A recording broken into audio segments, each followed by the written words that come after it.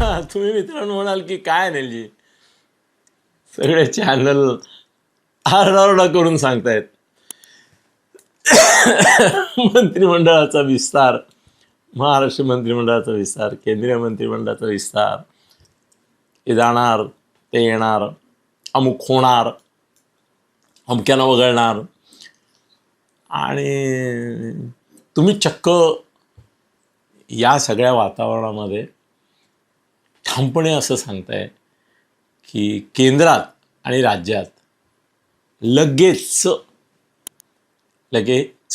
म्हणजे किती? आता समजा आता जुलैचा आज 1 तारीख, बरोबर आहे, आज जुलैची 1 तारीख.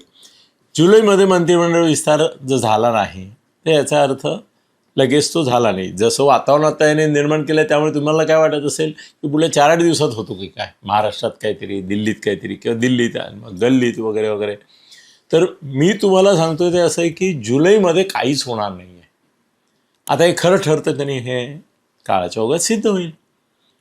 आणि त्याची काही कारणं जी मला माझ्या मित्रांनीच सांगितलेली, हे मी सगळं सांगतो त्यावेळेला कधी कधी मला असं वाटतं की इतरांच्यापेक्षा सोर्सेस माझे जास्त चांगले आहेत आणि ते विश्वासाचे आहेत आणि मैत्रीचे आहेत आणि ते उच्च पदस्थांशी असल्यामुळे सर्वसामान्य पत्रकारांना, म्हणजे हे पत्रकार मागे पळत सुटतात, कॅमेरे घेऊन पळत सुटतात, तंडू घेऊन पळत सुटतात वगैरे.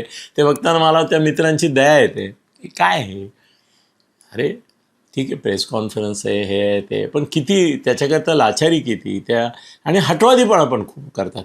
असं तोंडात फक्त कोंबायचं बाकी ठेवतात, नाही सांगा नाही सांगा नाही सांगा. त्याला सांगायचं ते सांगेल ना तो. असं बळजबरी करून तुम्ही करता, दादागिरी पण करतात अनेक पत्रकार, व्हॉट एव्हर इट इज. पण मला माझं हे भाग्य वाटतं की मला बातम्या मिळतात. मी फिरतो, मी हे खरं आहे, पण त्या पलीकडे फोनवर सुद्धा किती वेळा अशा बातम्या मिळतात महत्त्वाच्या की ज्या पुढे खऱ्या ठरतात. त्याचं कारण त्या सांगणारी माणसं तेवढी ताकदीची असतात. तर त्यामुळे आत्ता मी तुम्हाला सांगतो की मोदीनं मंत्रिमंडळाचा विस्तार करणार आहेत किंवा नाही या प्रश्नाचं मला जे मिळालेलं उत्तर आहे ते जे मी तुमच्याशी शेअर करतो आहे. जुलैमध्ये, म्हणजे हा संपूर्ण 30 दिवसांचा महिना, आणि ऑगस्टमध्ये अर्धा महिना, 15 ऑगस्टच्या आधी नाही, केंद्रीय मंत्रिमंडळाचा विस्तार किंवा पुनर्रचना होणार नाही आहे. मला जे कारण माझ्या मित्रांनी सांगितलं, एक पत्रकार मित्र आहेत त्यांनी पण सांगितलं, राजकारणातल्या पण एका मित्रांनी सांगितलं, ते खासदार आहेत, त्यांच्या म्हणण्यानुसार DMKनी इंडिया आघाडीशी संबंध तोडले आहेत, पण NDAशी अजून जोडले नाही आहेत, पण ते जोडत आहेत. म्हणजे NDAला ते पाठिंबा देणार आहेत.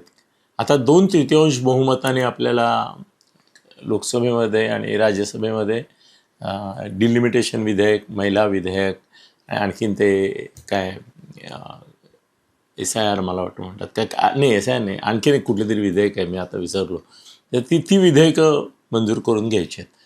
तर ती विधेयकं जोपर्यंत मंजूर होत नाहीत ना, तर तोपर्यंत मंत्रिमंडळ विस्तार नाही आहे. याचं कारण शक्यता अशी आहे की DMK केवळ बाहेरून पाठिंबा देणार नाही, कदाचित ते NDAत सामील होतील.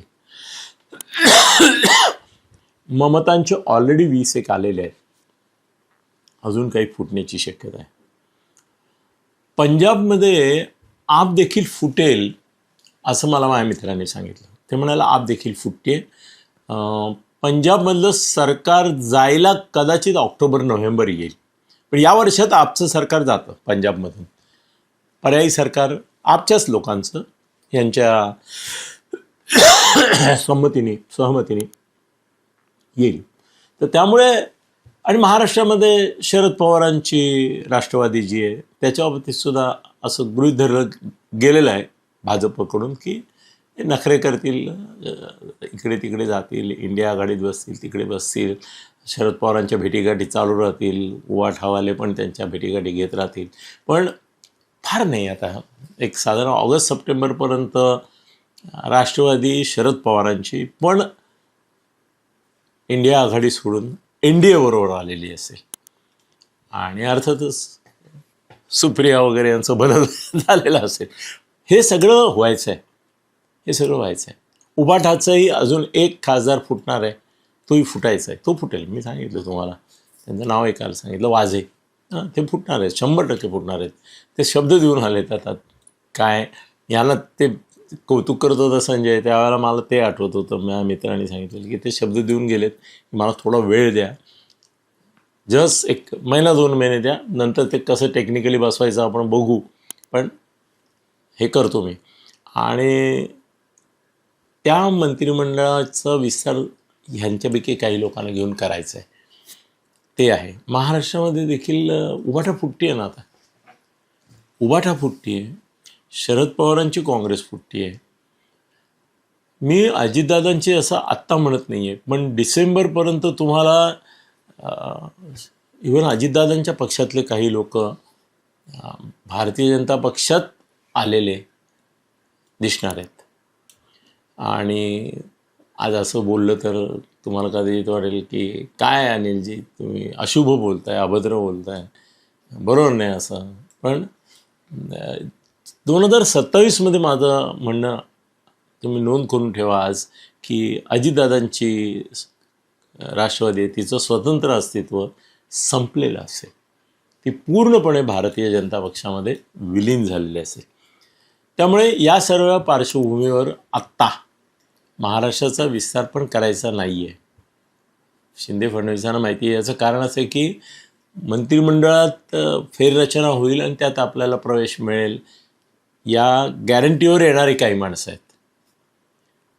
त्याला जागा करून देण्यासाठी आधी ज्यांनी आता मंत्रिपदं भोगली, गेल्या वेळेला मुख्यमंत्री असताना एकनाथजींनी भोगली, आत्ता भोगली, त्यांना सांगितलं गेलेलं आहे.